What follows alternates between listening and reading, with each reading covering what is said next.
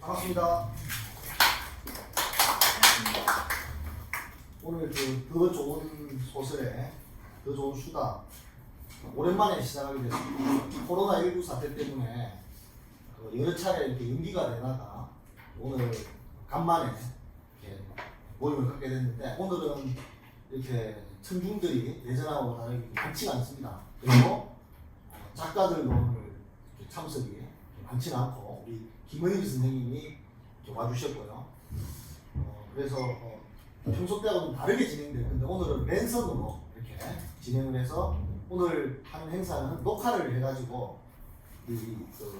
잘 정리해서 편집해서 나중에 유튜브로 볼 수 있게끔 그리고 소협의 이렇게 게시판에서 이렇게 시청을 할 수 있도록 이렇게 할 것입니다. 오늘 행사 들어가기 전에 제가 잠깐 우리 행사에 대해서 이렇게 소개를 해드리면 지금 이 더 좋은 수다는 지금 1년이 넘었는데 부산 소설가 협회에서 내는 기관지죠. 이 더 좋은 소설 이 기관지가 나오고 있는데 말 그대로 이제 우리가 매 계절마다 좋은 소설을 엄선해서 책을 내고 있는데 이걸 좀 독자들한테 저변을 확대하고 좀 많이 읽혀야 되겠다. 그런 차원에서 이 모임이 이 행사가 기획됐습니다. 그래서 매 계절 책이 나왔을 때 그래서 일반 독자하고 동료 작가하고 비평가가 입체적으로 이 작품들을 같이 읽고 대화를 나누는 그런 자리를 마련한 겁니다. 그래서 이 행사는 부산 소설가 협회에서 주최하고 주관하는 그런 행사입니다. 그리고 기존의 행사들하고 좀 다른 점은 우리 부산 작가회의에 문학 콘서트도 있고 이런데 그거는 주로 이제 작가가 중심이 돼서 작가가 창작한 걸 축하해 주기도 하고 또 작가의 어떤 그런 작품에 대한 이야기를 듣는 그런 독자와의 소통의 의미가 있다면 지금 우리 더 좋은 수단은 그런 작가 중심보다는 독자 중심으로 읽은 것들을 성실하게 읽고 꼼꼼하게 읽고 이렇게 이야기를 나누는 그런 거죠. 그래서 더 좋은 수다라는 이 제목을 우리가 달고 있는데 이 수다가 두 가지 의미가 있거든요. 그래서 말 그대로 작품을 놔두고 이렇게 이런저런 우리가 이야기를 나누는 수다도 있고 또 우리가 어떤 묘수다 이런 말 하잖아요. 그죠?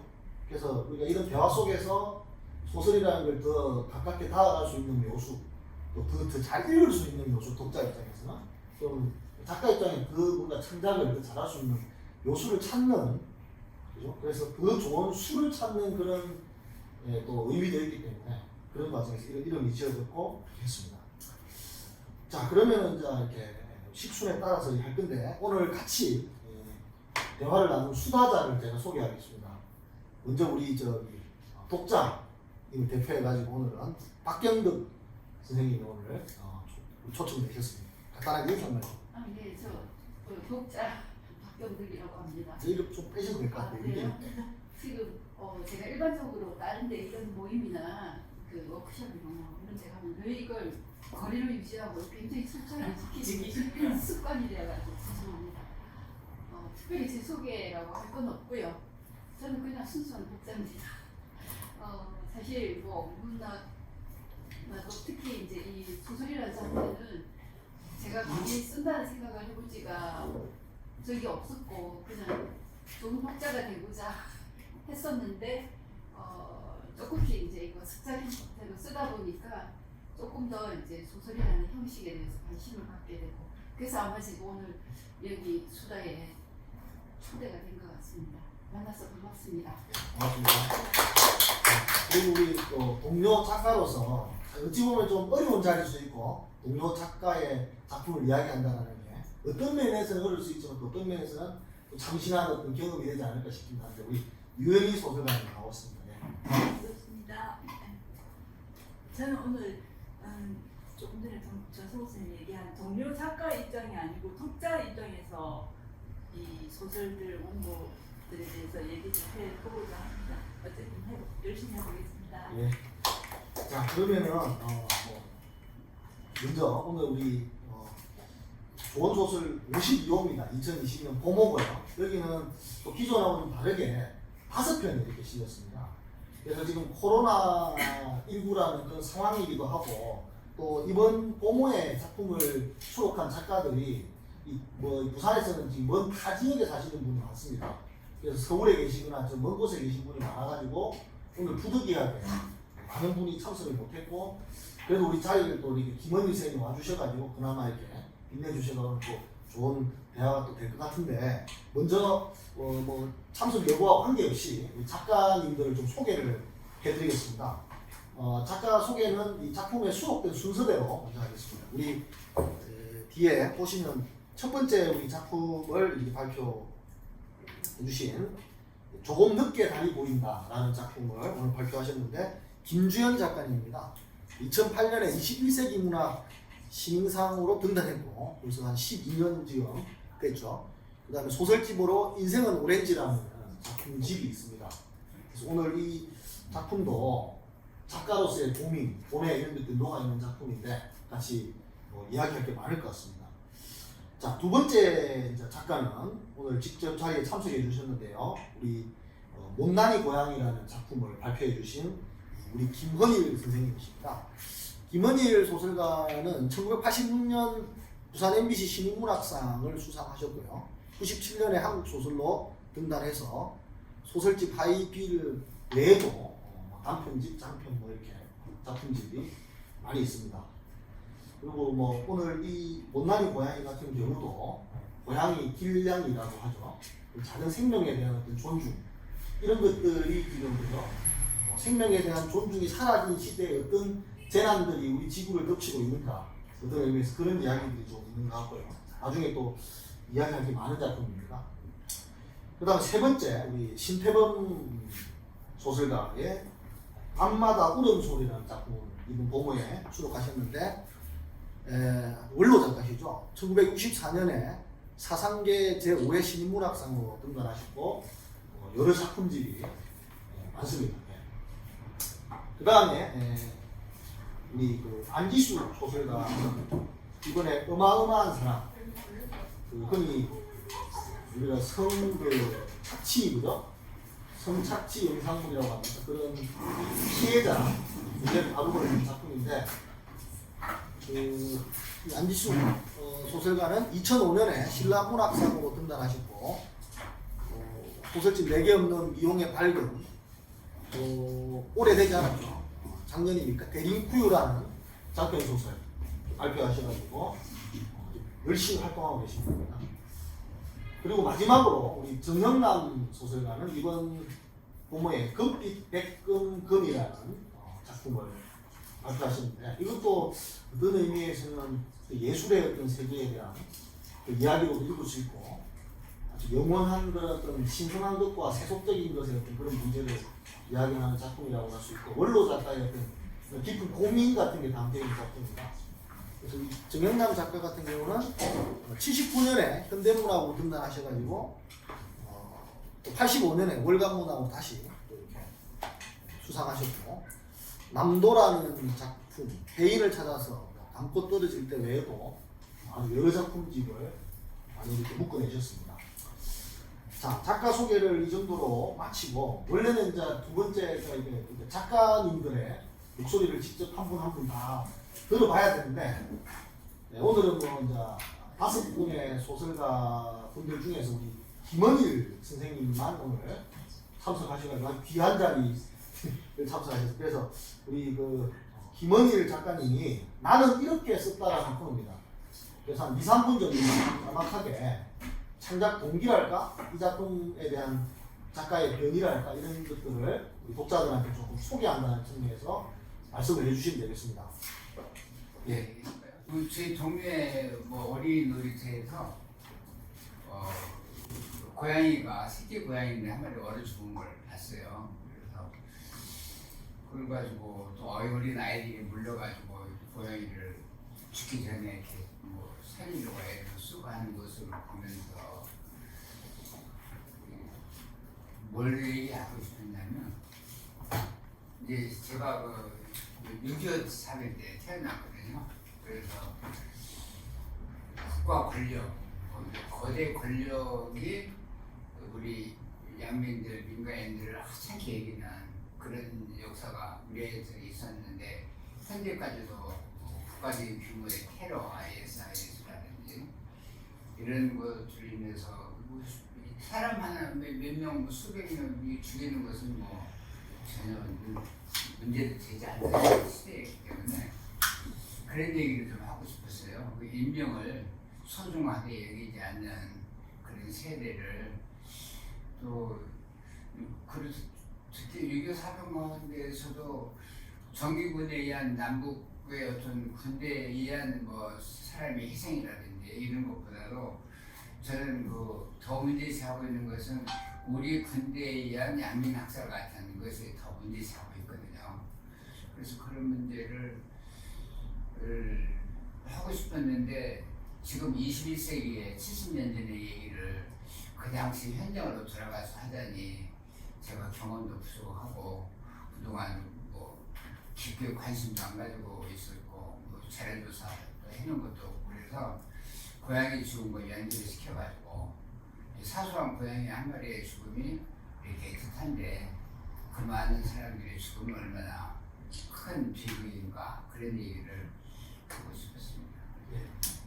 나중에 이제 이 이야기를 단순해서 풀어나가도록 하고 본격적으로 수다를 끌어보도록 하겠습니다. 아무래도 이게 촬영을 한다고 하니까 의식이 좀 되고 있습니다. 그래서 좀 어색한데 언젠가 이렇게 이야기를 하다 보면 빠져들겠죠. 이제 카메라 잊어버리고. 그래서 이제 첫 작품 이 김주연 소설가의 조금 늦게 달이 보인다. 이 작품은 이제 작가들 입장에서는 좀 공감이 좀 많이 되는 그런 작품이 아닐까 싶기도 하고 누가 그런 말을 하더라고요.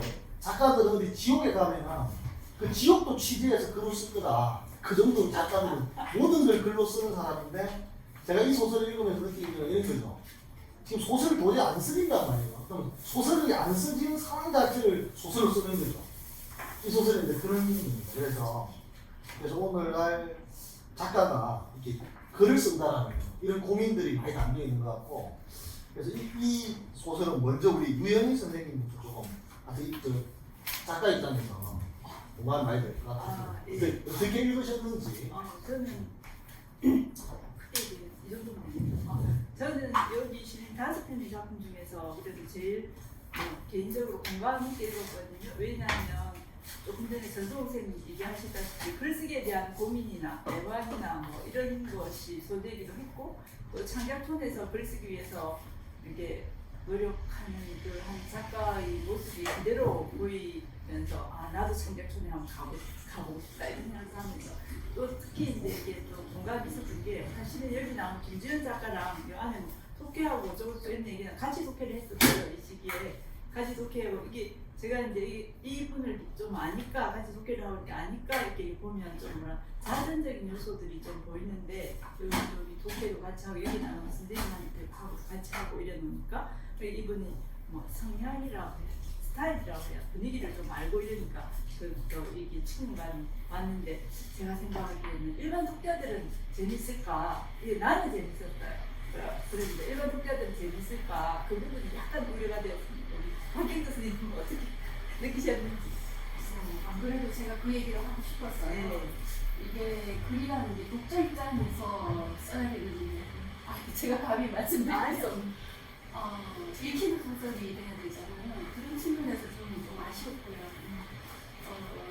자전적 소설도 아니고 일기체도 아니고 특히 이제 시간이라든가 공간 이런 부분에서 굉장히 좀 산만하고 제가 이런 얘기 해주셨는데 어떤 말이에요?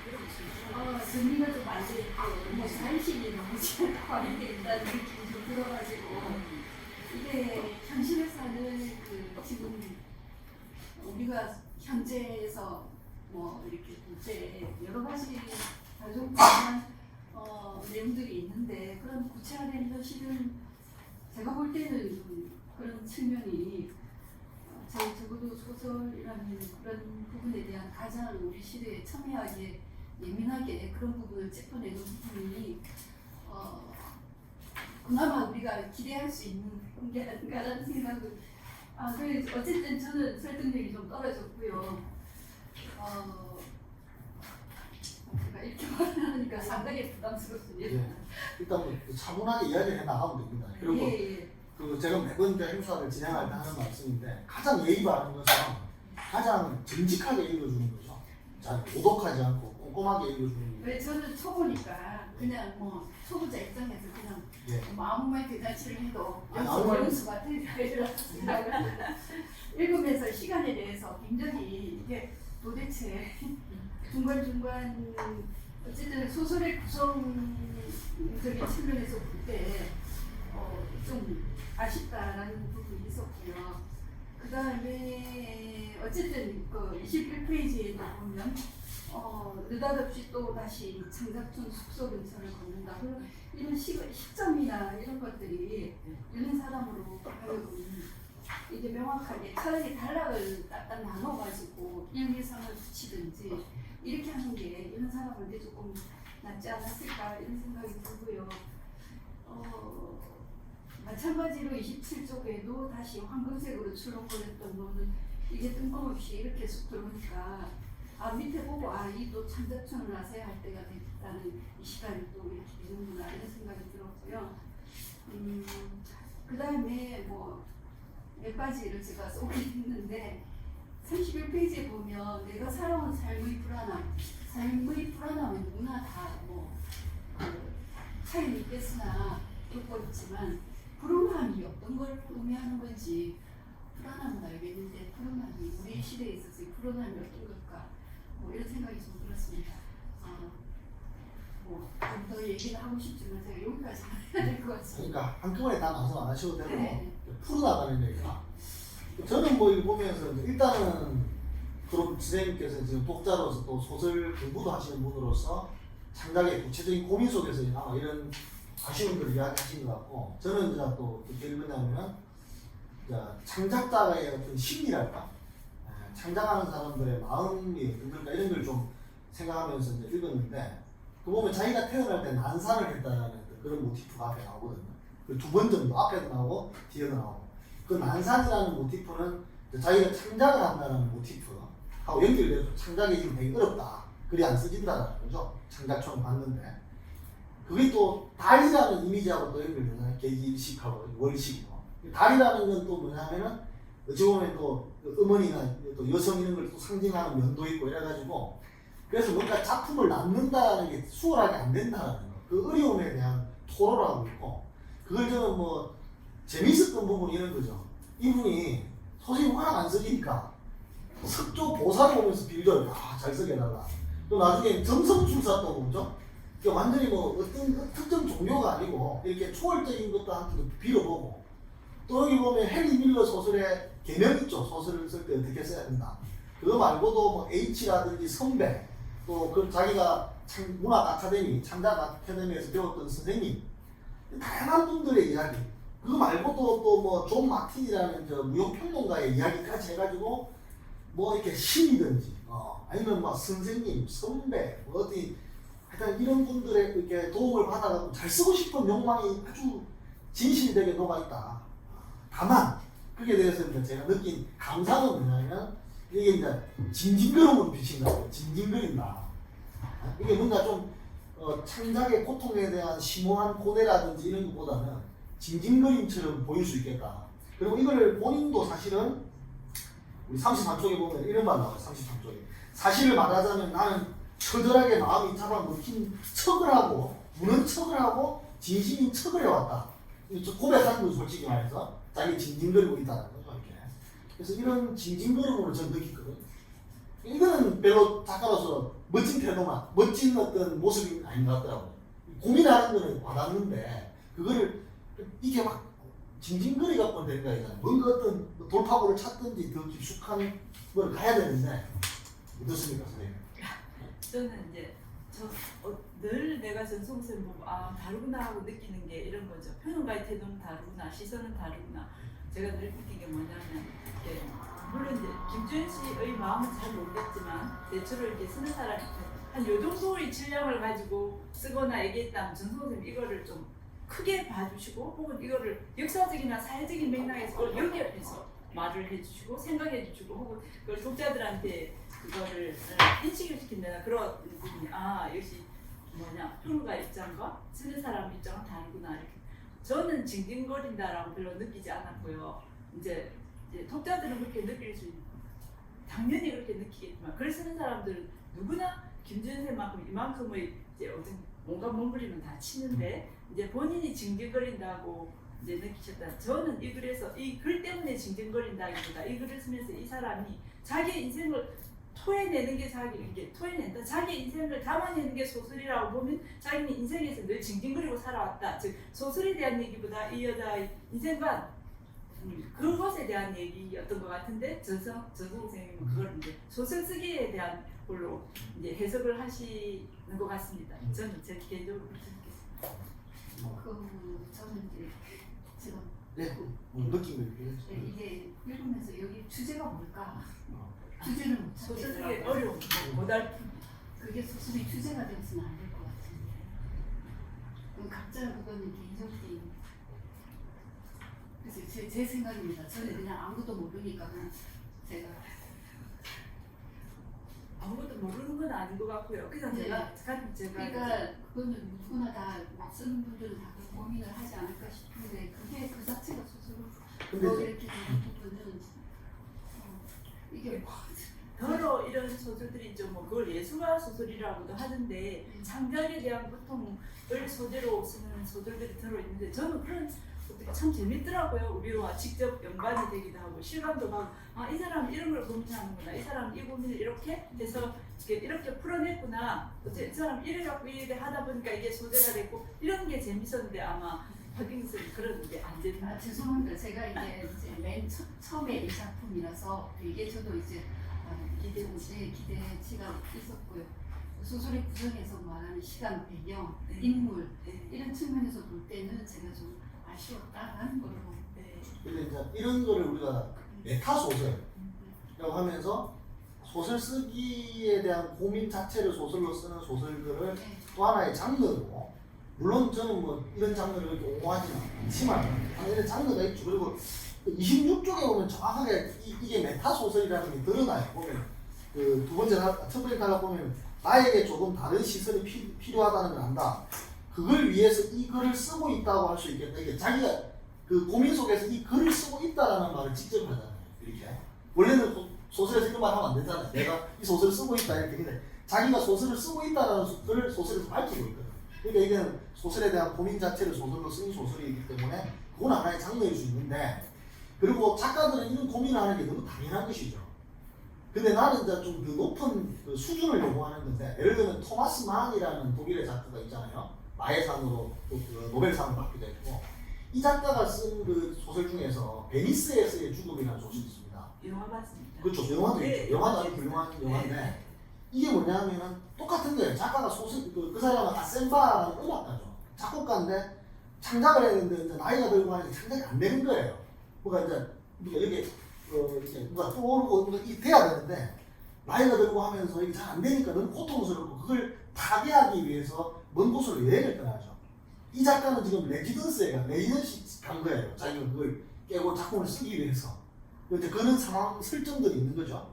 근데 그 아셈바 토마스 만의 그 베니스에서의 죽음은 젊음을 추구하거든요. 그래서 상징적으로 되어 있고 그 굉장히 아름다운 미소년을 보면서 죽어가요.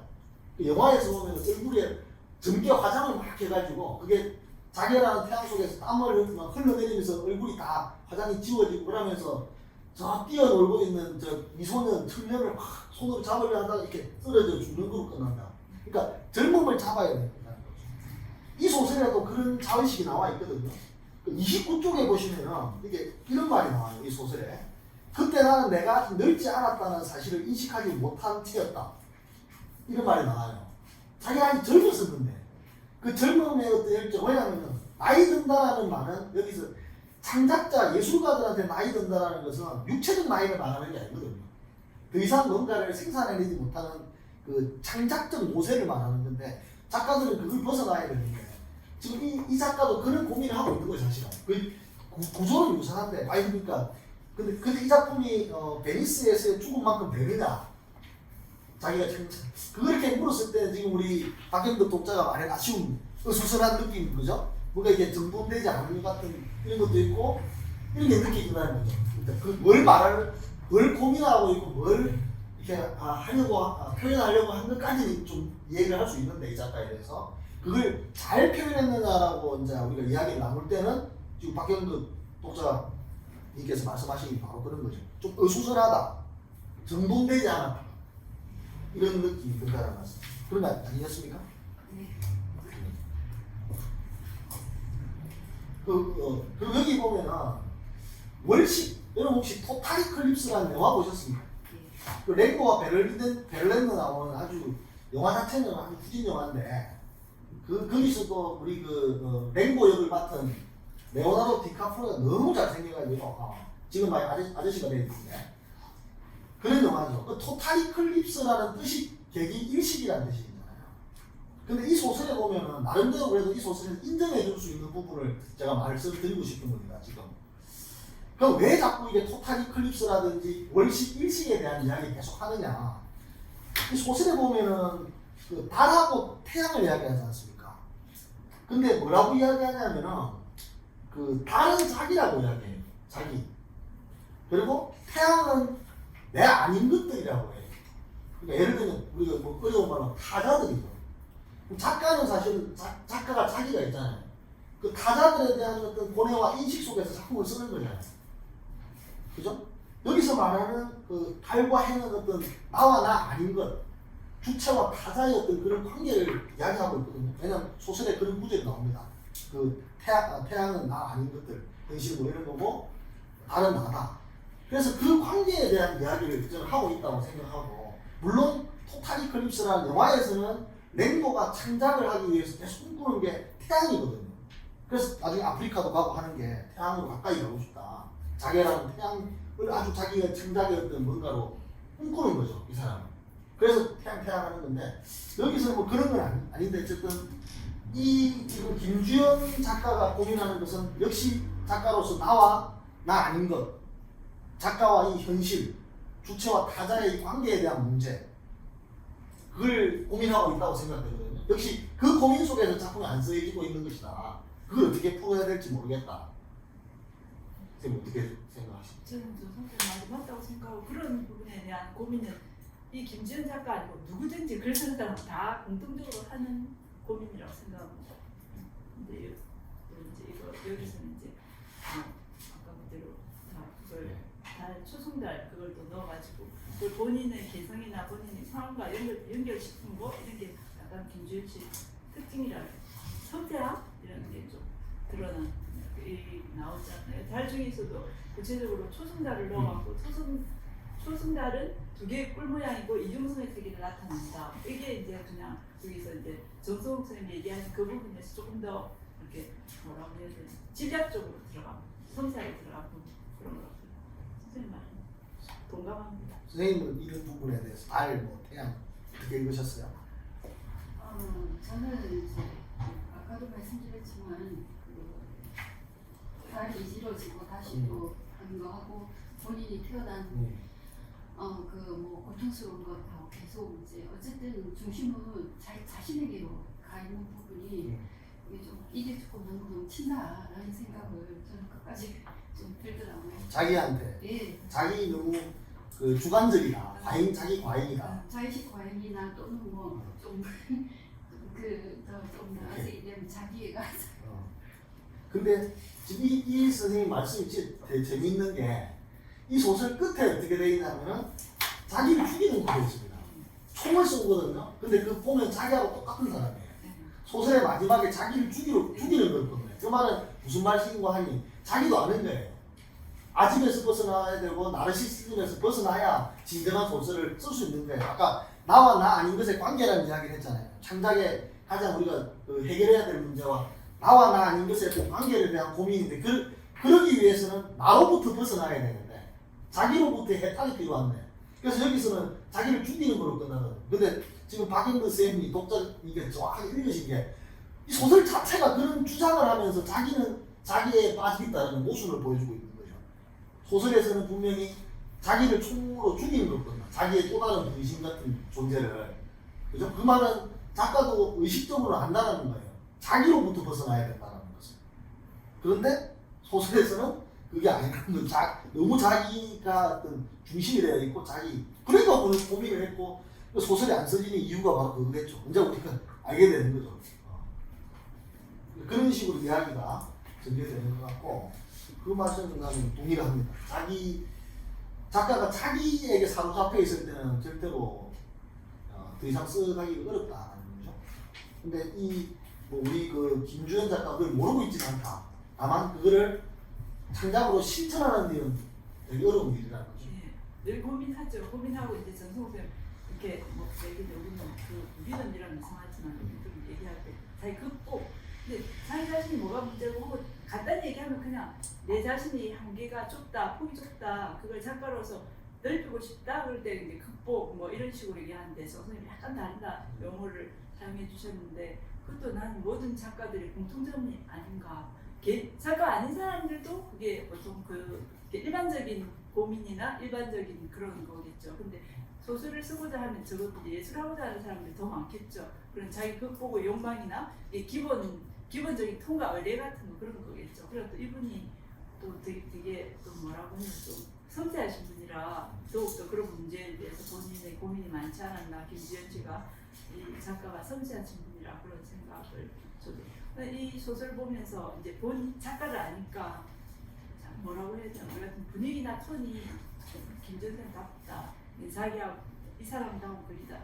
물론 이분 소설도 같이 독해를 했으니까 제가 여러 편 읽었거든요. 그러니까 이 사람이 뭐라고 해야 되나 목소리가 나온다, 분위기가 나온다 이런 느낌을 저는 자연스럽게 가지고 글을 잘 썼다 못 썼다를 떠나고 근데 아마 이분이 성격상 자기 극복을 하기 위해서 대단히 노력을 하는 스타일이고 했을 거고 거기에 대한 고민이나 그런 게 이 문장이나 글 속에서 그대로 드러난다. 저는 그렇게 느꼈습니다. 쌤은 공감하는 말이죠. 예, 네. 맞습니다. 고민은 같이 느껴지죠. 이 작가가 뭘 고민하고 있는지 나름대로 나아갈 방향까지 알고 있는 것 같아요. 근데 그게 참 창작자로서 어렵다. 첫 번째 작품은 이제 작가가 창작에 대한 고뇌를 담고 있는 작품이라면 우리 지금 앞에 계신데 김원일 작가님의 이제 작품 못난이 고양이 같은 경우는 이 70이 넘은 이렇게 송인복이라는 노인이 주인공 나오죠.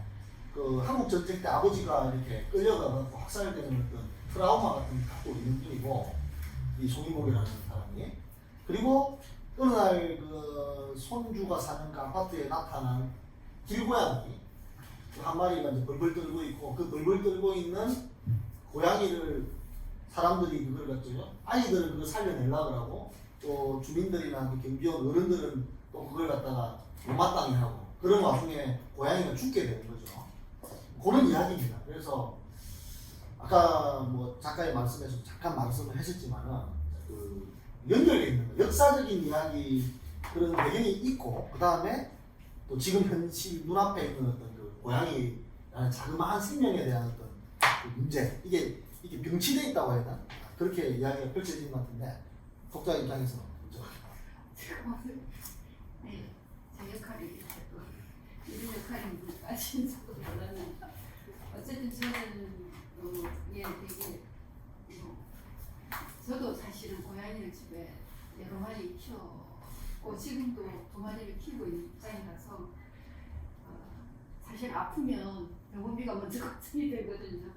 근데 어쨌든 여기 할아버지가 아이들이 손주들이 계속 뭐 병원 데려가자고 하는 부분과 관련해 가지고 비용을 계속 걱정하시는 부분이 있잖아요.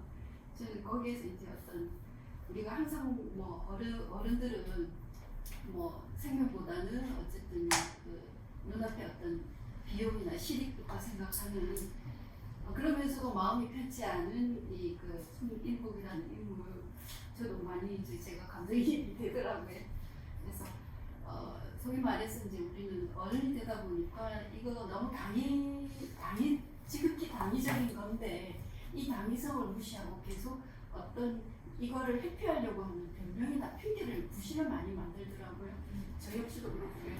그렇게 해서 결국은 우리가 여기 보면 뭐 지구 온난화 얘기가 계속 나오지 않습니까? 이 말이 안 되는 얘기지만 어쨌든 그게 현실로서 이렇게 결과론적으로 그런 것들이 일어나는 부분인데 어쨌든 그것과 관련해 가지고 맨 첫 문장에 그 나오는 그 모집으로 된 초록색 공모 여기서부터 이제 이게 또 이제 그런 얘기겠구나. 그러니까 우리나라 양쪽에서 다 이제 몰려가지고 특히 뭐 서북 청년단이나 이런 문제들과 관련돼서는 정말로 이제 해야 되는 역사적으로 굉장히 아픔이 많은 얘기들인데 저는 이제 조금 제가 얘기 결론 안 될 것 같아서 괜찮아요.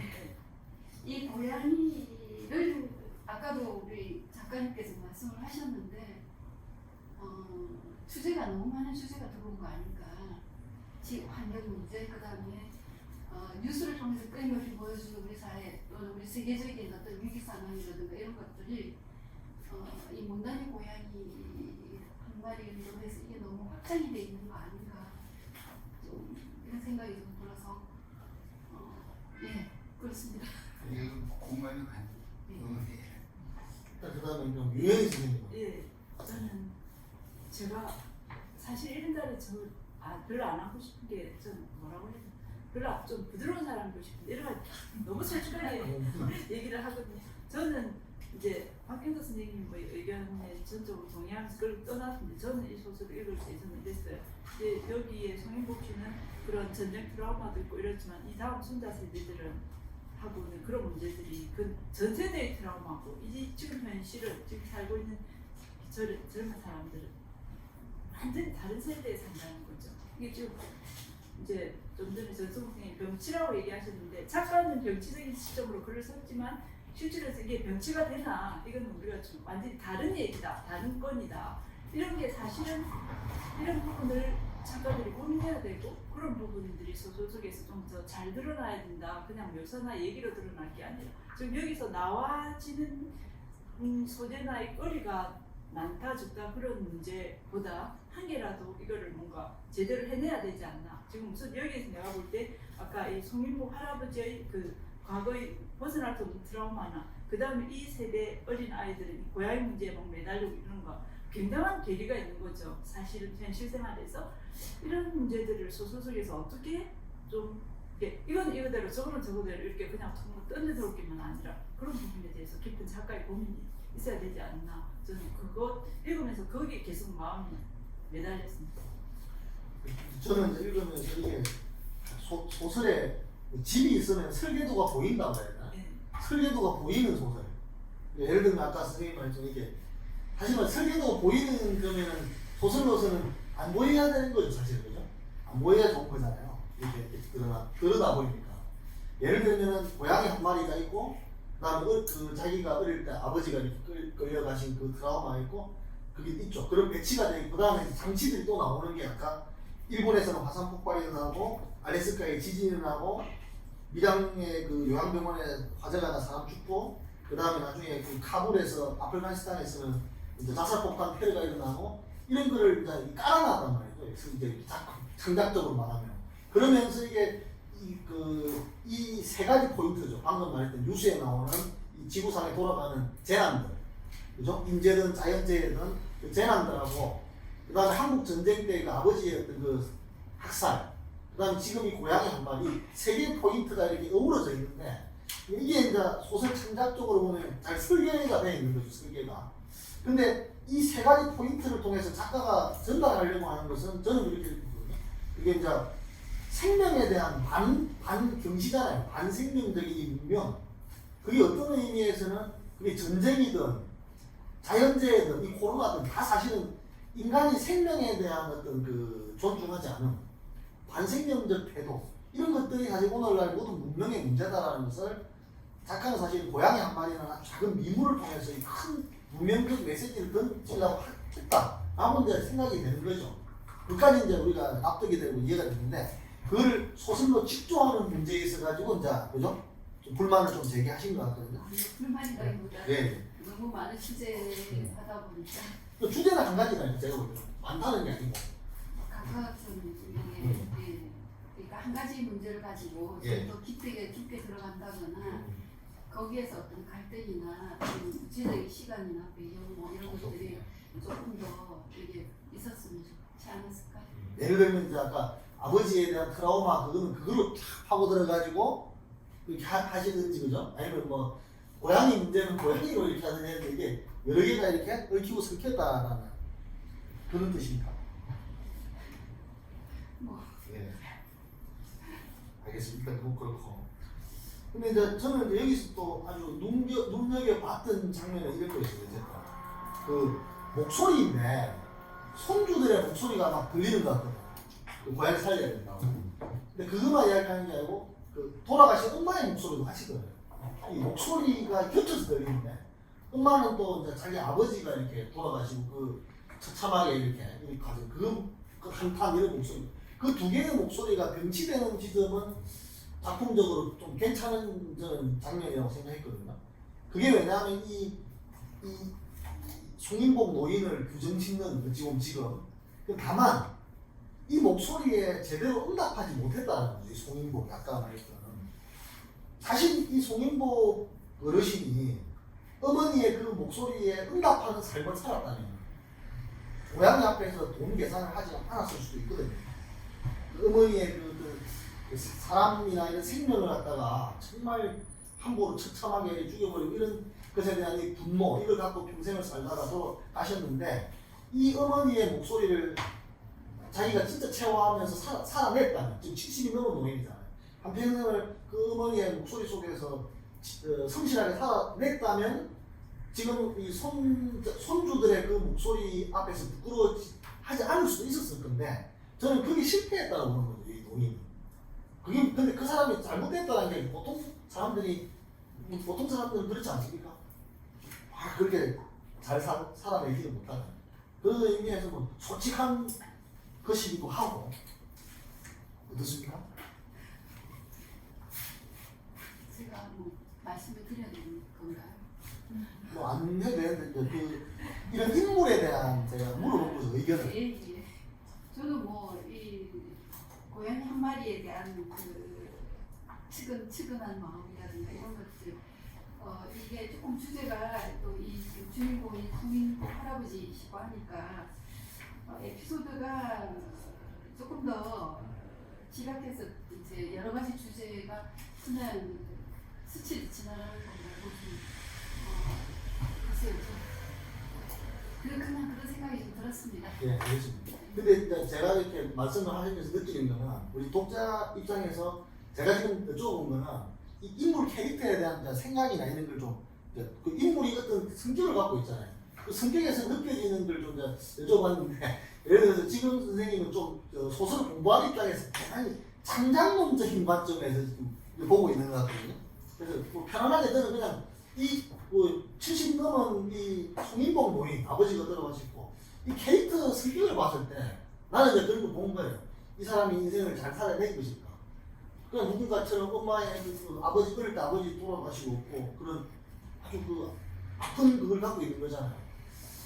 근데 그걸 정말 성실하게 사실은 반추하며 살아야 되잖아요. 우리 아버지가 저렇게 돌아가셨는데 근데 그렇게 살아냈다면 지금 그러니까 아까 말했던 엄마의 목소리를 정확하게 받아들이고 그에 성실하게 응답하는 삶을 살았다면 지금 자기 손주들이 우리 고향 걱정하고 하는데 뜻하지 않았을까? 그 이야기거든요. 소설이 잘 했냐 못했냐 이런 거. 저는 전수호 선생님 얘기 들으니까 전수호 선생님이 굉장히 독자로서 여기 지금 푸른걸 앉아 계시지만 독자로서 이 소설을 아주 뭐라고 열심히 읽으셨다? 감정이입해서 침투해서 읽으셨다고 저는 느껴지는데 저는 오히려 이 질문을 전수호 선생님 박경덕 작가한테 물어보면 저는 김원일 선생님한테 작가분한테 여쭤보고 싶습니다. 선생님이 조금 더 전수호 선생님의 의견에 대해서 김원일 선생님 어떻게 생각하시는지 어떤 마음이신지. 이렇게 제 생각을 우리 선생님이 제가 의도한 말을 많이 파악하고 계시다 이런 생각이 들어요. 말을 하고자 하는 것은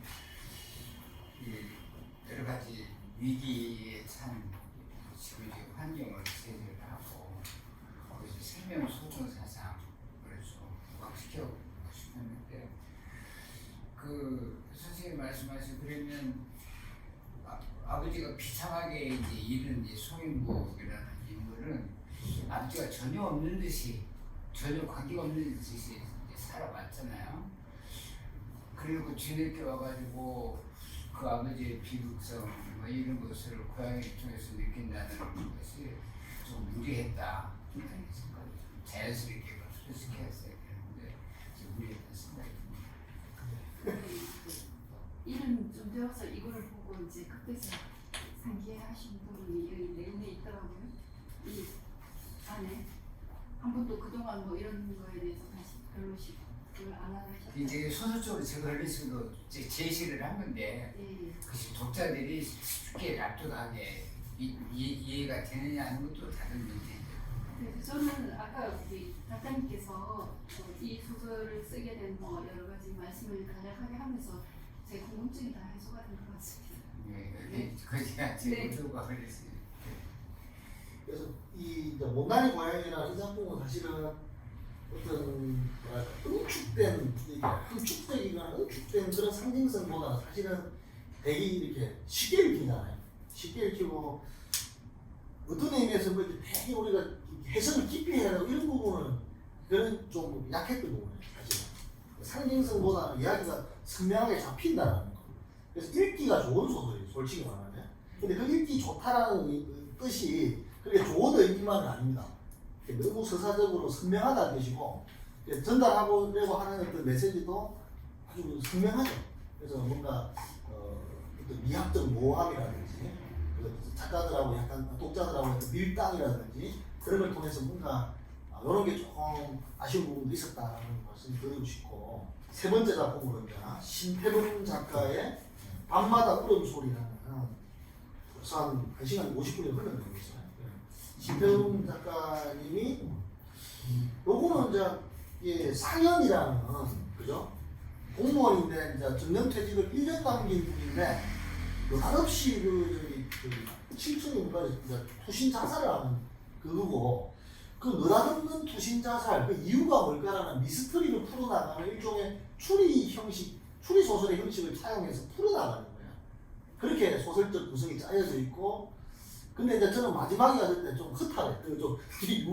이게 뭐지 이런 거 있잖아요. 끝날 때 내 인생은 뭐 저기 이번 생은 망했다 이런 게 약간 좀 농담 같기도 하고 어떤 또 독자에 따라서 이게 뭐 반전으로 느낄지 모르겠는데 저는 어쨌든 조금 그런 어떤 걸 느꼈습니다. 미스터리가 기대를 했는데 너무 이렇게 자 그럼 이 작품에 대해서 한번 풀어 나가 보겠는데 우리 유현희 선생님은 어떻게 읽으셨습니까? 저는요. 처음에는 이제 추리 기법을 하자면 처음에 이 작가 이 주인공이 왜 투신을 했을까? 이게 당연히 처음 투신이 나오니까 궁금했는데 제가는 솔직히 맥이 좀 빠졌습니다. 요즘 이런 좀 뭐라 심리를 개인을 내면 심리 이렇게 이런 부분을 들여다보면 옛날 앞에 아까 얘기한 김원일 선생님 전절 세대였다면 그 뒤 세대들은 지금 이제 개인적인 뭐 우울, 불안 뭐 이런 거를 다룬 소설이나 소재하게 꼭 소설이 아니라도 에세이 뭐 이런 것도 그런 게 요즘 거의 대세다 할 정도로 개인의 내면이나 개인의 정신 건강, 심리 건강을 들여다보는 그런 시각 이런 게 상당히 많아졌잖아요. 히트친 책들이 요즘 뭐 죽고 싶지만 떡볶이를 먹고 싶고 그것도 그렇고요. 앞에 뭐 삐삐 언니는 저울의 사막을 어떻게 건넜나 히트작들이 거의 다 요즘 개인의 그 심리 내면 정신적 심리적인 안정을 들여다보는 그런 게 요즘 대세인데 그런 면에서도 보면 이것도 보면 이제 앞에는 형식은 추리소설의 형식이었지만 결국은 이 소설은 이 주인공이 왜 투신을 했나 그 내면을 들여다보는 거였는데 끝에 보면 답이 다 나와요. 왜 사람 자살을 했는가 왜 뛰어내리는가 내가 이거 뽑아 나는 이렇게 되어 있습니다. 본인이 거의 그 마지막 친구한테 미술하는 친구한테 와서 실도 비슷하게 하죠. 지금 내 모습이 바로 그렇다는 거야. 지금 이제 자기 이제 공무원으로 그림을 하고 싶었으나 자기 꿈을 찾고 공무원으로 평생 살다가 지금 이렇게 된 자신에 대해서 좀 자괴감 같은 걸 그대로 너무 솔직하고 너무 솔직하게 친절하게 우리를 지금 친절하게 그 내면을 드러내거든요. 이렇게 얘기하죠. 99페이지입니다. 내가 지금까지 살아온 날들이 헛개비 발자국같이 느껴져서 하는 소리라고 이렇게까지 이제 정답을 다 내놔요. 그러니까 처음에 가지고 있던 전성우 선생님 기대하신 것처럼 저도 약간 추리소설 혹은 좀 뭔가 좀 치밀한 소설이기를 솔직히 바랬는데 너무 친절해서 끝에 가서 신태영 선생님 안 계시니까 약간 빠졌습니다. 선생님은 어떻게 읽으셨습니까?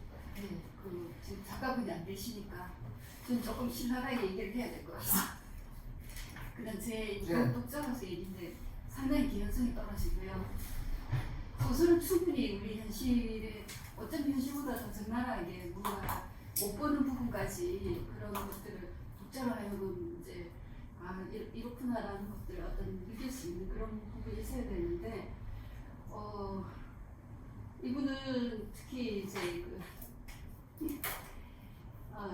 어떤 갈등이라든가 고민 지점에 뭐 자신의 욕망이나 꿈이 뭐 화가인 것이 그것을 이루지 못하고 그냥 이렇게 살아온 부분을 대한민국의 모든 아버지나 남편이나 뭐 이런 분들은 다 이렇게 살아오신 부분이 있고 특히 뭐 비정규직도 아니고 공무원이고 퇴직 후에는 안락한 또 연금이 불가능되는 근데 저는 이제 특히 좀 더 이제 여기에서 결정적으로 빠진 게 이렇게 가면 특히 문상 부분에서 그 7번째 단락 그 친구들이 와가지고 이 사람이 어떤 고민을 했었고 어떤 상태였다라는 것을 알려주는 부분이 있는데 그러면 남은 가족들에 대한 상처나 그 남은 가족들이 주는 뭐 그런 그 평생을 같이 뒷바라지 하면서 또는 그 부모님 아버지하고 살았던 자녀라든가 여러 가지 문제들이 있었을까. 근데 어쨌든 앞페이지에 보면은 가정적으로나 자녀들도 아무런 그거 없이 그렇게 사는 건 분명히 아내의 역할도 있었을 거고 모든 것들을 뒷바라지 해주는 그런 그래서 이게 상당히 저는 자기중심적이고 자신의 의지대로 못 살아봤기 때문에 이런 식으로 간다는 거예요. 그래서 되게 무책임한 아버지고 소위 말해서 저는 이게 자기중심적에서 조금 더 나아가지고 상당히 남성중심적인 시각에서 심각하다는 얘기를 저는 하고 싶습니다.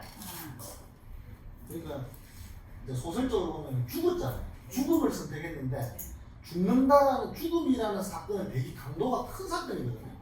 근데 그러면은 그 죽음의 동기가 우리가 납득이 돼야 된다 이거지 독자로서. 그러니까 그 납득이라는 게 이제 뭐 이거죠. 구도는 잘 짜여져 있어요 사실은. 뭐냐면은 어느 날 이명이 시작됐다. 이명은 정신분석적인 의미에서 보면은 정상으로 나타나 억압되어 있던 욕망이 하나의 정상으로 돌아온 거죠 자기한테. 그 억압됐던 거는 뭐냐면 어릴 때 자기는 공부도 잘하고 했지만 미술을 하고 싶었는데 그 꿈을 좌절당했다는 거죠. 그거는 이제 항상 묻어뒀던 건데 그게 어디 갤러리라는 데 가면서 이제 이 이명이 들리기 시작했다 하거든요. 갤러리 갔다 오고 나서 그 다음에 자기 친구 동창생 미술하는 그 친구 이제 보고 이러면서 이게 강해지는 거죠. 그러면서 이제 정상이 세지고 이명이 사실은 이제 죽은 이유는 이명 때문이죠. 어떤 의미에서는 이명 때문에요.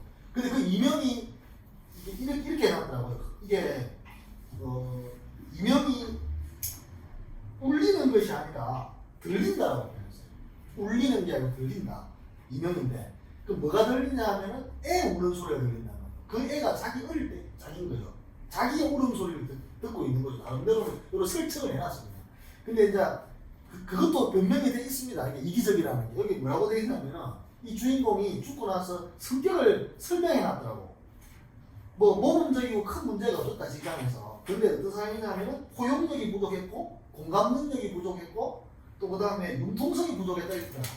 저는 오히려 소설적으로 이렇게 설명하는 게 좀 별로 마음에 안 들었고 등장인물의 성격을 이런 설명해놨어. 뭐 포용력이 부족했고 뭐가 부족했고 이런 게 이제 아까 말했듯이 이기적이고 남성 중심주의다 하는 게 그러니까 공감 능력이 부족한 거죠. 자기가 이런 극단적인 선택을 했을 때 부인과 남은 가족이 어떤 입장일지를 생각 못하는 거죠. 근데 그걸 갖다 이런 식으로 작가가 나는 설명하는 게 오히려 포용력이 부족하고 공감 능력이 부족했다라고 말해버린 게 좀 나름대로는 작가가 이 땜질을 한 거예요. 이게 왜 이렇게 되고 이렇게 죽을 수밖에 없었다는 걸 했는데 크게 이게 정교하지가 못한 거 어떤 의미에서 설명해보는 그렇지 않습니까? 네, 맞습니다.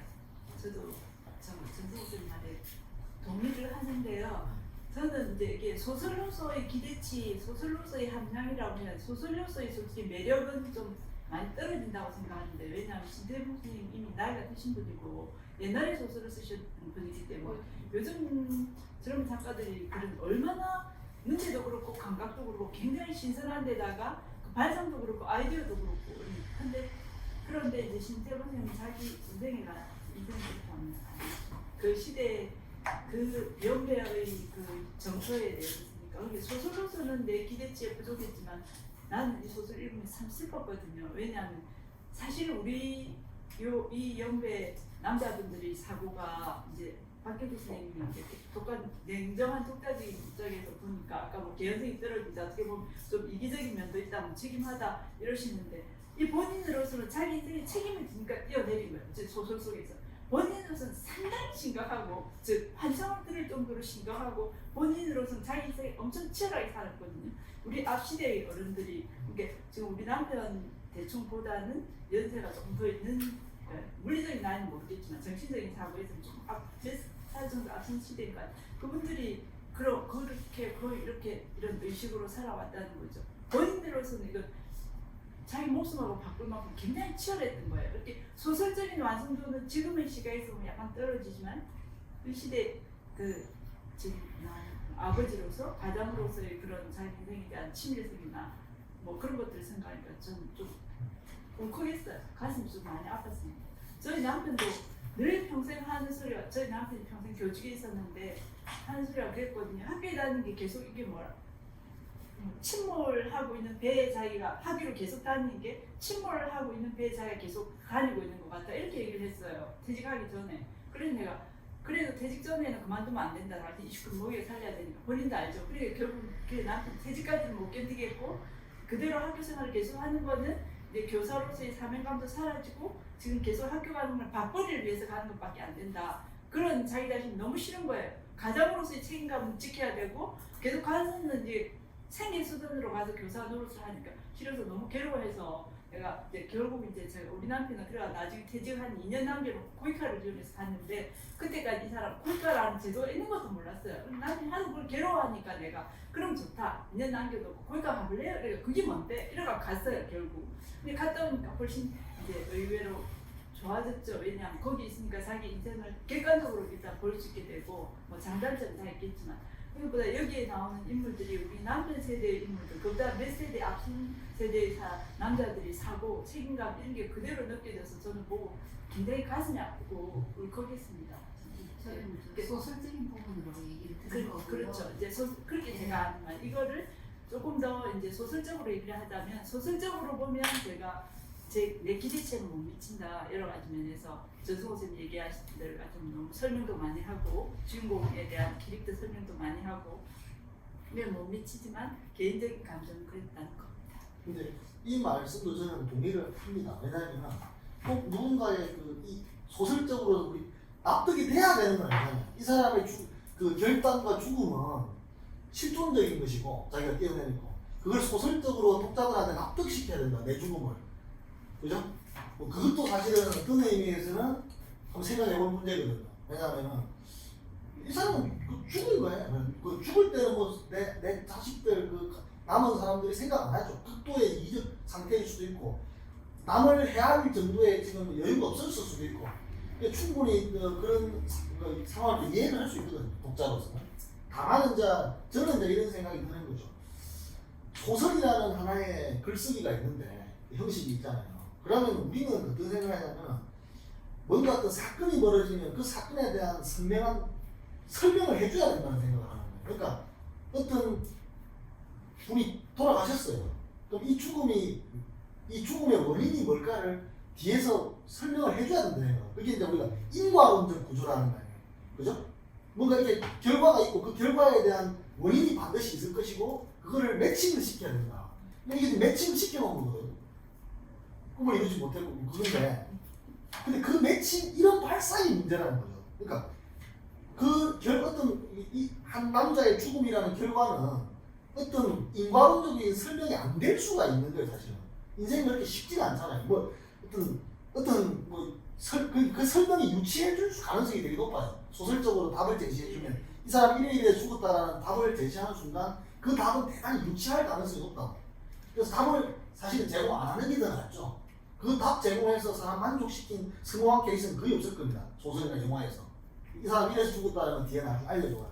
사실은 그게 나는 소설을 바라보는 관점에서 굳이 꼭 소설을 쓰면서 뒤에 답을 내야 되나, 이걸 설명해 줘야 되나, 이런 문제인 거죠. 굳이 그렇게까지 안 들어가도 어떤 아이와이가 우리가 볼 때 누구나 그럴만했다라든가 아까 뭐 똑같은 얘기지만 개연성이라든가 하면서 저는 방법적인 부분을 말씀드린 거고요. 뭐 안타까운 건 저도 뭐 뭔가 그러니까 저희 윗세대 아버지 세대는 이만큼의 고민이 있어도 뭐 그냥 겉으로 드러낼 때는 그냥 빙산의 일각만 드러내니까 아마 이 소설에서도 뭉텅이처럼 그렇게 그냥 빠져버리는 부분이 아닌가 뭐 이런 생각은 좀 그런 상상은 해봤습니다. 지금 저 선생님께서 이제 개연성이라는 말씀을 여러 번 해주셨는데 사실은 우리가 근현대 소설에서 근대 소설에서 그 개연성과 픽진성을 이야기하잖아요. 개연성은 이제 그럴듯함이죠. 픽진성은 있을 법함이죠. 그 말은 쉽게 말하면 리얼리티를 강조하는 거죠. 이게 리얼리티가 있어야 된다는 건데, 근데 지금은 사실은 오히려 또 이런 리얼리티라는 게 소설로 표현 가능한 것이라는 근본적인 질문까지 던집니다. 오늘날 소설가들은 사실은 더 근원적인 질문이죠. 지금 소설로 그려내는 그럴듯함이나 있을 법함, 다시 말해서 개연성과 픽진성이라는 장치를 통해서 만들어낸 그 리얼리티가 진짜 리얼리티냐, 그것도 가짜다라는 거죠. 그런 의미에서 오히려 더 이제 그 심오하게 들어가는 경우도 많죠. 근데 지금 제가 말하는 것은 여기에 나름대로 막 이런저런 인과론적 장치를 통해서 미스터리를 풀어내고 이 사람이 왜 죽었다는 걸 말했는데, 이게 아주 사실은 그럴듯하게 하고 나름대로 하려고 한 거죠. 리얼리티를 창조하려고. 내 말은 그런 리얼리티를 창조해야겠다는 파상 자체가 한번 틀어질 필요가 있는 거죠. 그죠? 개연성, 픽진성이라는 걸, 그죠? 그 자체를 한번 의문에 던져볼 필요가 있다. 왜냐하면 그 개연성, 픽진성 자체를 비판하지 못하면 역시 그 수준 차이는 나긴 하지만 역시 이런 어떤 의미에서 가짜 리얼리티를 생산해낼 가능성이 높습니다. 사실은. 거의 그럴듯해 보이지만 그건 그럴듯해 보일 뿐이지 진짜는 아니라는 거죠. 있을 법해 보이지만 일어난 건 아니라는 거죠. 예를 들면 그런 문제가 될 수 있기 때문에 이건 좀 심오한 문제인데 이제 우리가 이 소설을 통해서 좀 고민해 볼 수 있는 부분은 더 나아야 되는 거죠. 저는 그렇게 생각을 합니다. 저는 지금 전효 선생님 말이 기회 보신 분이 아까 뭐 작가가 답으려는 글이 유추해진다 그 부분에 전적으로 공감하고요. 지금 조금 전에 얘기하신 개연성, 필진성 부분에 대해서는 저는 이렇게 생각합니다. 이제 지금 이 소설에서 드러내는 사안, 작가가 드러낸 이 사안을 개연성, 필진성의 문제에서 생각하는 것보다 뭐라고 해야 되나? 어떻게 이 주제를 이렇게 방법론 이 얘기를 이 주제가 아니고 이 얘기를 어떤 식으로 풀어내는가 그 방법론에 대해서 신재훈 선생님이 약간 고민을 해보셨으면 어떨까 하는 새로운 방법 가령 예를 들자면 요즘 대세가 그래서가 아니고 요즘 가령 이제 이런 고민을 뭐냐면 다시 이런 거죠. 이런 내적인 고민 때문에 어느 날 환청까지 들리는 거야. 이거 심각한 거거든요. 지금 이명이라고 얘기하셨지만 사실은 이명이 아니고 제가 이명을 겪어봤기 때문에 알고 있어요. 오랫동안 이명을 제가 겪었어요. 이명은 의학적인 문제가 있을 수도 있고 지금 이 부분은 본인의 요 주인공의 심해가지고 환청이 들리는 거예요. 환청이 들릴 정도의 상태면은 뭐 다른 쪽이 개성이 있고 남들이야 개성이 있다 하건 필진이 있다 하건 다 접어두고 본인한테는 엄청 심각한 거예요. 그러니까 그 정도 돼서 이제 환청이 들리니까 친구의 병원을 거쳐서 그 다음에 좀 더 전문적인 병원에 가는 아까 심리 상담가를 친구가 소개해주죠. 근데 가서 이제 이 사람의 그 내면을 드러내는 거예요. 그래 제일 끝에는 이게 시작은 이게 훅 던진다, 훅 건다 이렇게 얘기하는데 자살했다고 바로 나오지 말고 이제 그런 데가 즉 이 사람이 결국 이 문제 때문에 자살했는지 아닌지도 모르겠다 이런 식으로 자살 보면 차라리 그리 멍텅하게 아까 모호하게 하면서 이 작가의 그 환청까지 일으킬 정도의 내면이 그런 거를 이렇게 식으로 즉 같은 주제라도 이게 방법론을 좀 현대적으로 했으면 소설이 훨씬 더 읽기에 괜찮지 않았을까, 독자를 끌기에 매력 있는 소설이 되지 않았을까 이런 생각을 해보는데 신재훈이 옛날 분이라 너무 옛날식으로 너무 정직하고 솔직하고 친절하게 쓰셔서 그게 어떻게 보면 좀 유치해지거나 남들이 보기에는 근데 이 소설은 되게 간단하다고 생각하고요. 그렇죠. 저는 어떤 분이 연세가 이제 이 나이에 갑자기 돌아가시려고 젊은이들 또 보기에는 비정규직 요즘 많고 뭐 일당 얼마 이런 이 사람은 연금 있겠다, 국정까지 퇴직했으면 연금 있겠다, 애들도 보니까 잘 크겠다. 뭐 그게 그렇기 때문에 유치하게 자살을 말이 되냐 이러면서 뭐 이렇게 아쉽다는 얘기고요. 마지막에 뭔가 다른 감정, 갈등이나 이분의 우리가 몰랐던 이 뭐 트라우마나 이런 것들이 마지막에 빵 하고 나오면 훨씬 더 좀 새롭지 않았을까. 하는 생각을 잠시 해봤습니다. 예, 일단 뭐 이 작품은 어쨌든 작품의 완성도를 떠나가지고 소설에 대한 어떤 우리한테 고민 이런 걸 던져주는 작품입니다. 이 작품도. 그 다음에 이제 또 다른 작품을 보겠습니다. 네 번째 작품이요. 우리 안지수 작가님의 어마어마한 사랑. 이게 우리가 요새 시사적인 문제를 좀 다루고 있는데 최근에 우리가 뉴스라인을 보면은 뭐 몰카 문제라고 하나 또 아니면 무슨 뭐 데이트 폭력이라는 말도 쓰고 또는 뭐 성착취 영상물 이런 말도 쓰고 하는데 지금 여기 나오는 여자 주인공은 그런 어떤 옛날에 사귀었던 남자가 몰카를 찍었다가 이렇게 유포해가지고 이제 어떤 큰 상처를 받은 그 여성의 이야기죠.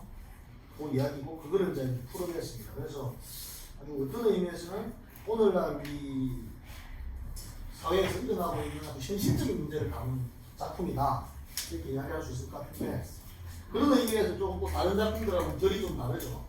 선생님 얼굴 어떻게 보셨어요? 예, 저는 이제 이분이 되게 좀 젊은 줄 알았습니다. 어쨌든 이게 지금 뭐 말씀하신 대로 사이버 성폭력, 소위 말해서 뭐그 유튜브나 또는 뭐 페이스북에 올라오는 여러 가지 그런 동영상으로 인해서 엄청나게 일반적으로 이제 피해를 입는 이게 최신의 그 요즘 이슈가 되고 있는 부분이라서 저도 관심 있게 봤는데요. 어쨌든 그 일반적으로는 당한 게 아니고 다시 이제 구글 어스를 들어가서 그 장소를 다시 한번 그러니까 그 흔적을 지우기 위해서 아니 그걸 극복하기 위해서 다시 이렇게 들어가는 건데 때로는 중복되는 부분이 좀 있긴 있었고요. 제일 제가 읽으면서 드는 의문이 23살이 이렇게 이런 문제에서 이렇게 침착하게 이렇게 대처할 수 있을까? 참고로 저는 이제 이런 피해를 당하는 분들은 이제 제가 좀 상담을 해보고 하는 경험이 있다 보니까 쉽지 않습니다. 이 문제는 그 자체의 멘탈이 문제가 되어버리고 극복한다는 거는 그렇다고 이걸 뭐 영혼이 이런 거를 뭐 그렇게 고통받는다라고는 할 수 없으나 이런 것들은 대부분 여성의 입장에서 보면 평생 가는 상승 흔들이거든요. 근데 소설적으로 이게 여성들이 이렇게 했으면 좋겠다라는 희망적인 부분인가 좀 그런 생각은 들었지만 어쨌든 소설적으로는 좀 좋게는 했습니다만은 그래서 약간 그런 부분이 있고요. 그래서 이런 충격이나 고통에 대한 트라우마를 조금 더 다른 방식으로 열어갈 수는 어떨까라는 생각이 들고 마지막에 이제 오히려 이제 이거를 다시 그 남성이 한 거를 돌리켜가지고 페이스북에 미라이언에서 이것이 세상을 여는 열쇠가 될 것인가 저는 그렇게 썩 희망적이지는 않습니다. 네. 선생님은 어떻게 보셨어요? 저는 여기 실린 5편이 원고 중에서 이번 책에 실린 5편의 원고 중에 제일 지금 제일 현실에 밀착해 있는 소설이다. 요즘 뭐 엠버 뭐 어쩌고저쩌고 이런 거 많잖아요. 밀착해 있는 소설이라고 생각을 했고 안지수 선생님이 요즘 이런 거 참 빨리빨리 잘 쓴다 이런 생각을 했고 그리고 재밌게 봤습니다. 문장도 그렇고 제일 잘 읽히고 재밌다. 재밌게 봤습니다. 그렇죠. 근데 우리가 흔히 이런 말 하잖아요. 그러니까 신문에서 이런 뉴스나 신문에서 어떤 서사를 경험하잖아요. 그것도 서사잖아요. 누가 가해가 있고 희생이 있고 어떻게 됐다. 그럼 또 소설이 있는 거죠. 그러면 이 소설의 서사하고 현실의 뉴스에 나오는 서사하고 뭐 차이나 이런 게 있겠죠. 저는 뭐 이거는 그 뉴스에 나오는 서사를 약간 가공해서 이렇게 낸 거 말고 크게 소설적이라고 말할 수 있는 게 있을까? 소설 많이 할 수 있는 거. 소설로서 할 수 있는 거. 그죠? 그런 걸 질문 던졌을 때 아쉬움이 많이 남는 거죠. 굳이 소설이라는 장치, 소설로서, 소설 뭐 이렇게 그런 게 좀 아쉬웠고, 물론 여기 이제 일종의 복수극이죠. 복수극. 그죠? 23살 여자가 성적인 어떤 그런 폭력을 당한 거죠. 당했고, 선생님이 아까 뭐 상담 경험을 통해서 쉽게 이렇게 트라우마에서 벗어나지 못했던데 뭐 이런, 여기서 보면은 1년 동안 창문을 못 열었다고 돼 있고요. 그리고 직장을 그만둬야 되고, 그 다음에 대인기피증이나 피해의식에 사로잡혀가지고 이제 밖에 나가지를 잘 못하고, 이런 것들이 나오거든요. 그러다가 복수하는 방식도 밖에 나가서 적극적으로 해서 복수를 하는 게 아니고 그 폐쇄된 자기 안에서 그죠? 방 안에서 이제 인터넷을 해가지고 컴퓨터 가지고 그걸 편집해가지고 영상을 자기한테 폭력을 줬던 거죠. 그 영상은 그죠? 자기를 폭력했던 그 영상을 무기로 쓰는 거죠. 그 역전의 발상은 되게 저는 나한테 괜찮다. 자기한테 고통을 줬던 그 영상을 다시 편집해가지고 모자이크 처리를 자기 얼굴을 한번 어쨌든 그걸 해가지고 남자한테 돌려줄 때는 이제 무기로 쓰는 거죠. 그런 식으로 복수극으로 이렇게 서사를 만들어놨는데 그런 점이 우리가 흔히 아는 그 뭡니까 이렇게 뉴스에 나오는 서사와 다른 점이죠. 소설적 어떤 이 나름의 소설적인 그 서사를 구사했죠 인공적으로. 근데 이제 저는 어쨌든 크게 이것도 뭔가 소설로서 뭐 다른 어떤 매력 이런 거에 대해 좀 아쉬움이 있었어요. 그러니까 이게 사건 중심으로 가니까 좀 그런 부분이 그렇죠. 있을 것 같고요. 어쨌든 그 실질적으로 그 사람을 만나면서 다녔던 연상동이나 이런 거를 가상 세계에서 처음 경험하잖아요. 그러니까 그 사실은 트라우마를 극복되기가 쉽지 않았다는 얘기인 것 같은데 여성은 이렇게 하는데 이 남성은 브렌틀이라고 이름을 다시 해가지고 다시 등장하면서 이제 본격적으로 이 사람한테 그걸 되돌려주는 거잖아요. 그래서 그런 그 소사 구조는 저는 재밌게 봤습니다. 네, 어쨌든. 근데 이 주제 자체가 네. 이 주제가 주는 사건성이잖아요. 우리가 주제에 대해서는 워낙 우리가 논쟁적이고 우리가 그걸 많이 또 어찌 보면 익숙해 있는 상태인 거죠. 이 게 공부를 사고 있고 SNS나 뉴스나 이런 데서 굉장히 많은 이야기들에 대해서 익숙하게 느껴지는 거죠. 사건은 되게 충격적인 것인데 그걸 우리가 아프게 받아들이고 충격적으로 느껴야 되는데 이야기가 익숙하게 받아들여진다 이 말이죠. 근데 그러면 내 말은 소설은 그거를 똑같이 그럼 익숙하게 우리한테 그걸 전달할 거냐. 그 익숙함을 어떻게 거리감을 두고 또 다른 방식으로 표현할 수는 없는가.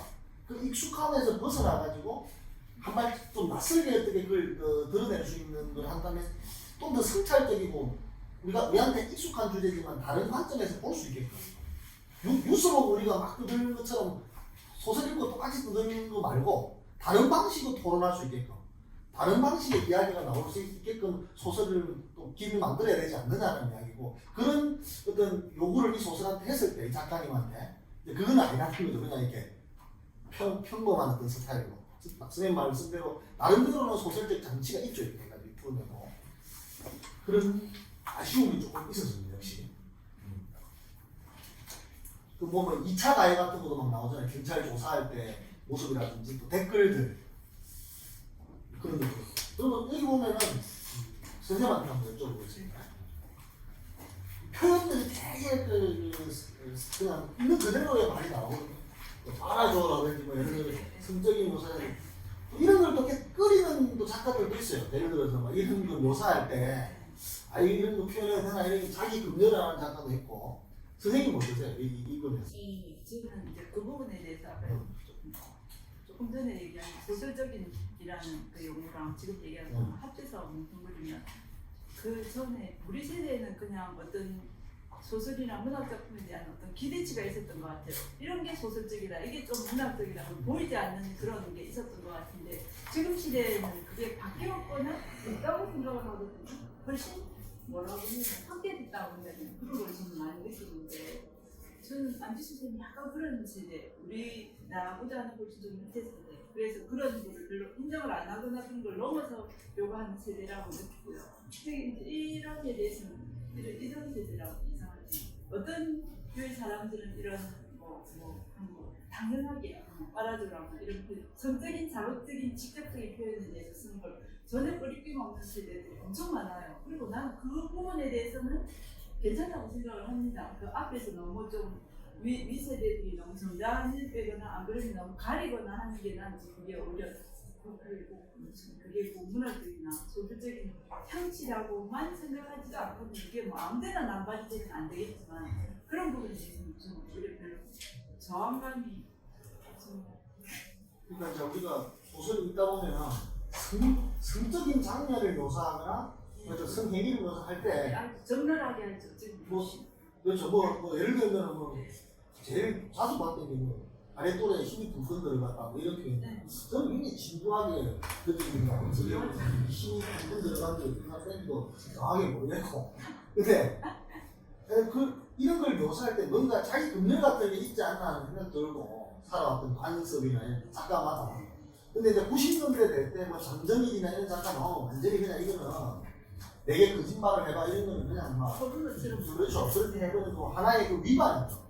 그 위반을 통해서 뭔가를 또 이렇게 소설적인 효과를 만들어내기도 하는데 그런 면에서는 그걸 갖다가 적나라하게 표현하느냐 안 하느냐가 중요한 게 아니고 그 적나라함이 무엇에 기여하느냐가 중요한 거 아니겠습니까? 그렇지 않습니까? 그렇게 얘기한다면 이 소설 쓰기는 이 소설이 전체적인 분위기에 기여한다고 생각합니다. 괜찮다라고 생각합니다. 선생님은 그런 어떤 묘사의 문제에 대해서 어떤 생각을 하시겠어요? 여기 이 소설 속에 20대잖아요. 예. 그리고 영상 감독이고 뭔가 자연스러운 거죠. 그리고 아까 박경 선생님 얘기하다가 20대 여자가 뭐 얘기하시는 지금 뭐 실제로 엠버 그 뭐야 조수빈 사건 이런 사람 다 20대잖아요.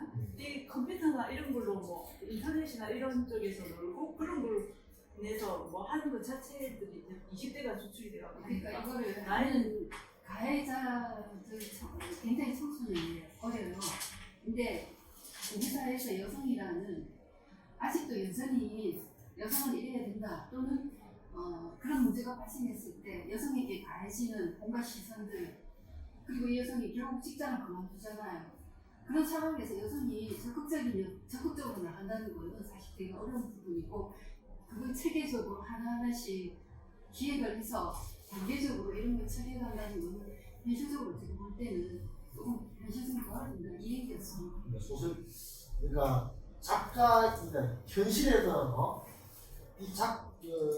이런 것도 저는 이 두 가지 층위가 있다 생각해요. 이 소설을 읽어보면은 남자는 정말 나쁜 새끼거든요. 밥 먹고도 술값도 밥값도 잘 안 내고 섹스할 때도 지가 맨날 해달라더라고 뭔가를 자기 쾌감만 생각하는 거예요. 뭔가를 자기는 뭘 하는 게 없는 거예요. 이런 이기적인 놈인데 지가 뭔가 누가 우리가 김희진 선생님과 이렇게 정희진 그분이 뭐 유명한 글 중에 있는 있잖아요. 사랑받을 때 그 사람의 태도로 보면 그 인격을 알 수 있다. 그런 아주 유명한 말인데 이런 보면 하는 거 아주 그렇죠. 근데 내 말은 이건 소설의 문제가 아니고 우리가 약간 소설의 텍스트의 문제가 아닌데 우리 현실에서 인간을 보는 문제라는 거죠. 근데 지금 이 작가는 그런 이야기를 막 하고 있는 거예요. 소설적인 게 아니고 현실에 대해 자기 주장이 있는 거예요 지금. 그리고 선생님 말한 대로 이런 어떤 소설적인 게 아니고 작가 이 여자가 이렇게 해서 남자를 응징하는 어떤 작가의 어떤 그 주장이 굉장히 강하게 녹아 있는 거예요. 그러면 사실은 소설적으로는 문학적이거나 예술적으로는 뭔가가 파괴될 수밖에 없잖아요. 왜냐하면 자기가 이런 식의 어떤 메시지를 전달해야 되겠다는 강한 의욕이 녹아 있다고. 남자 새끼가 하는 나쁜 행동들이 전달하게 드러나 있고 여성은 피해자로서 이래 있지만 피해자로에 머무르는 게 아니고 희생자나 피해자로 머무르는 존재가 아니라 적극적으로 이게 반격을 해서 이 남자한테 응징을 강하는 존재로 그리고 싶다라는 욕망이 너무 노골적으로 드러나 있다는 거죠. 그러니까 이 사람의 주장에 현실에서 우리가 토론을 한다면 주장할 동의할 수 있는데 안주수 선생하고 이렇게 이야기를 하다 술 한잔 하면서 그런 입장이 있다면 동의할 수 있는데 소설은 또 다른 차원이라는 거예요. 오히려 방금 말했던 것처럼 못 벗어나요. 처참하게 막 이렇게 소설은 또 다른 차원이라는 거예요. 현실에서 우리가 주장하고 이야기 나눌 수 있는 부분하고 소설적으로 그려진 부분. 그런 면에서 이 소설은 작가가 너무 주장이 선명한 주장이 드러나 있다. 라는 좀 이야기가 될 수 있을 것 같습니다. 저는 이제 어쨌든 굉장히 글도 기운신하고 어쨌든 젊은 감각이라서 좋긴 했는데 쓰다 보니까 약간 이제 좀 중복되는 부분이 좀 보이긴 하더라고요. 21쪽에 한 번씩 그는 내용 모욕적인 감정을 불러일으키는 말 소통 내백다 해서 이제 이 사람을 만나가지고 처음에 만났을 때 얘기가 120페이지에서 보면 또 이게 나와요. 이 사람은 소통문화 프로그램에 가장 친밀하는 키코가 많은 참여해서 말하는데 중복적으로 그런 거는 약간 미스테이크 아니었나 그런 생각이 들었습니다. 예. 여러분 이제 뭐이 작품은 이 정도 할까요? 예. 그거 할 수도 있겠죠. 네. 그럼 제가 마지막으로 예. 한마디 예. 소생기 소설에서 뭐 소설적인 부분 또 이런 얘기하니까 제가 이게 좀 소설적이라고 느낀 부분 하나만 얘기하자면 이런 사이버 상에서 이런 지금 사고죠 이런 사건 사고를 하면서 여기 107페이지에 보면 그냥 이렇게 여자가 반 복수를 하는 거죠. 복수를 하면서 이 복수에 대해서 여자가 이렇게 얘기를 해요. 이게 나는 결국 이 소설은 제목이 소설적이라고 생각을 합니다. 그게 연관시켜서 이제 이렇게 복수를 하면서 마지막에 107페이지에 의식을 비우고 상상 넘어 미지의 공간을 몸 안에 들인 뒤 어마어마한 것들을 다시 떠올린다. 이 여자가 이렇게 하는 이제 복수하는 20대 여자가 자기가 당한 것을 같은 방법으로 복수를 하면서 그걸 어마어마한 사랑이라고 표현한 이 표현력 이게 나 소설적이라고 생각합니다. 그 다음에 이제 마지막 정영남 작가님의 금빛 백금금이 라는 작품인데 뭔가 이것도 심오한 그죠? 뭐 이게 포부적을 취하고 있는데 이런 거죠. 그러니까 모든 게 다 변하는 이런 세속의 시대에 영원히 변치 않는 뭔가가 있는 거죠. 그게 뭐 그게 어떤 자연일 수도 있고 생명일 수도 있고 뭐 그런 거 바다일 수도 있고 뭐 그런 거죠. 그런 어떤 신성한 무엇, 영원 불변하는 그 무엇 그런 의미에서 그런 걸 좇고 있는 소설인데. 형이상학적 소설이죠. 그 여기서 여자가 나오는데 그 여자도 살아있는 여자로 느낌이 오기보다는 가녀린 하얀 손으로 항상 이렇게 표현되고 있고 뭔가 이렇게 형이상학적이라는 관념적이고 그런 소설인데 선생님 이거 어떻게 보셨습니까? 예를 들고 싶어요. 저는요. 네. 해석이 참 저는 그래서 사람이 좀 고맙다고 생각을 해석을 잘해주셔서 고맙다고 생각하는데 저는 그거를 표현하는데 뭐 가녀린 뭐 이런 손가락이 계속 나타 처음부터 시작해서 중간중간에 나오는데 그 부분이 전 별로다. 그것을 상징하기 위해서 너무 이제 남성들이 여자에 대해서 보는 시각이 너무 많이 드러나 남성들이 볼 때는 뭐죠? 예쁘고 보호해주고 싶은 보호본능을 일으키는 내가 보호해 줄 수 있을 것 같은 보호본능을 일으킨 연약한 가늘이 이런 쪽으로 그게 매치된 게 저는 좀 네 그랬습니다. 아쉬웠다. 네. 선생님 못했으니까. 네, 저는 그 우리 작가님처럼 그 말씀에 붙여가지고 여전히 남성들은 길고 하얀 손가락에 긴 머리에 생머리 긴 머리에 뭐죠? 상당히 올드합니다. 그래서 저는 이걸 보면서 이런 소설이 있구나라는 느낌이 들었고 상당히 낭만적이다. 그리고 관념적이고 낭만적인 연애 소설이다라는 그렇게 많이 봤습니다. 우리가 마강수 소설 저는 소설 되게 후지다고 생각해갖고 그랬었는데 그 마강수 소설에서 여자는 항상 그 마강수의 소설에서 이상화된 여성은 사라져. 왜냐하면 젊은 사라에만 나온 게 아니고 사라가 여러 소설에 나옵니다. 그 사람한테 그게 어떻게 묘사되냐면 손톱은 항상 빨간 매니큐어인가 그걸 칠해져 있고 손톱이 길고 그 다음에 항상 하이힐을 신고 근데 이게 마강수 작가가 그리는 가장 이상화된 어떤 형태의 여성인데 내 말은 그런 식의 여성이 내 눈앞에 있는 살아있는 여성이라면 괜찮다요. 예를 들면 근데 이거는 판타지라는 거예요. 관념. 여기서도 이 여자는 살아있는 여자 같지가 않고 그냥 추상적인 관념으로 있는 거예요. 가녀린 손으로만 기억돼요. 그게 문제인 거죠. 그러니까 그 어떤 여성을 하나의 살아있는 존재가 아니고 남성의 판타지에서 일방적으로 제조된 그죠? 만들어진 존재로만 얘기. 그러니까 이거는 피가 흐르고 살이 있는 존재가 아니잖아요. 그야말로 관념화된 존재고. 저는 기용하려는 그렇죠. 그러니까 자기가 꾸는 어떤 이런 것들이 사실 되게 이거는 이 말을 해도 될지만 시대착오적인 굉장히 문제고 그러면서 근데 이 소설이 지향하는 건 뭐냐면은 엄청난 세계를 지향하죠 사실은. 여기서 계속 나오는 말이 위대한 생명, 지순한 자연의 숨결, 태고의 숨결 이런 말 계속 나오잖아요. 근데 이 어마어마한 세계 그게 내 말은 현이상학인 거죠. 플라톤이 말하는 이데아처럼 현실이 아닌 저 먼 곳에 어떤 뭔가를 하는데 근데 저는 이제 이게 시인들 중에서도 나이가 들면은 도장 사상으로 간다 이러거든요. 이 속세를 벗어나가지고 무의자연의 저 어떤 관념적이고 거대한 우주적인 깨달음의 세계로 자꾸 비약을 나간다. 철학적으로 이야기하면은 내재적인 게 아니고 초월적으로 간다는 거죠. 자연, 무의자연이고 영원한 생명성의 세계, 그리고 세속을 벗어난 신성한 공간. 여러분 가혹하게 말하는 거죠. 관념.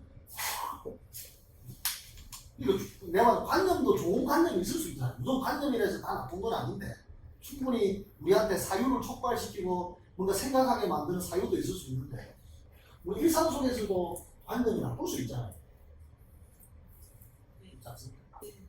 선생님 말씀 중요하고요. 저도 이제 박경도 선생님 얘기를 들으면서 느낀 게 요즘 뭐 소설책이 안 팔린다고 굉장히 개탄들을 하시는 분들이 많은데 실제로 팔리는 안 팔리는 지금 독자들의 수준은 상당히 좀 높아졌다고 생각하거든요.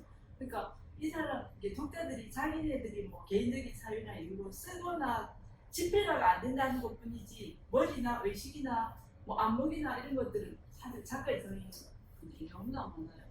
그러니까 우리가 일상에서 보는 드라마나 이런 것들만 봐도 스토리가 굉장하거든요. 어마어마하거든요. 근데 그런 것들과 관련해가지고 소설을 어떻게 쓸 것인가에 대한 저는 진짜 초짜로서 제가 감히 이런 말 드리는 게 좀 주제넘지만 그런 이제 그 구조나 형식이나 이런 것들에 대한 되게 중요성이 좀 저는 좀 그런 부분에서 아쉽다고 느낍니다. 제가 오늘 너무 좀 잘하시고 아닙니다. 예. 좋은 말씀하셨어요. 아니 서사 구조 소설 타와에도 뭔가 형식적인 완비함이 갖춰져야 된다는 말씀이 뭐 중요하죠. 근데 다만 그게 무슨 형식주의라는 말을 정도로 시골 형식 강박이 될 정도로 뭐 그건 아닌 것이고 어쨌든 형식적으로 좀 완성도 있는 소설을 읽었을 때 독자들이 뭔가 받지 않느냐는 말씀은 다 받아들일 수 있는 말씀으로 생각되고요.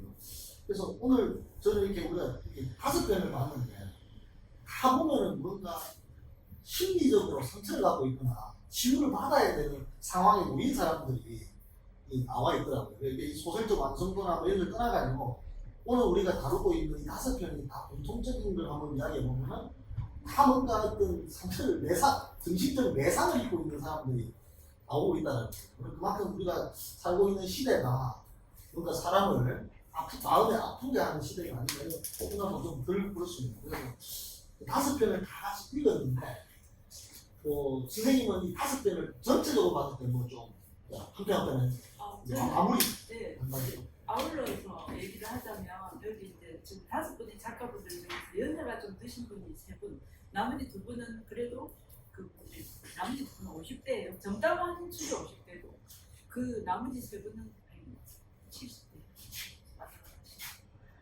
내가 조금 전에 박힌도 쌤한테 얘기하신 그거하고 상통한 얘기는 장사가 독자되는 건 못 따라간다. 글이 소설이 좀 절파하면서 자기 정신을 좀 차려야 되죠.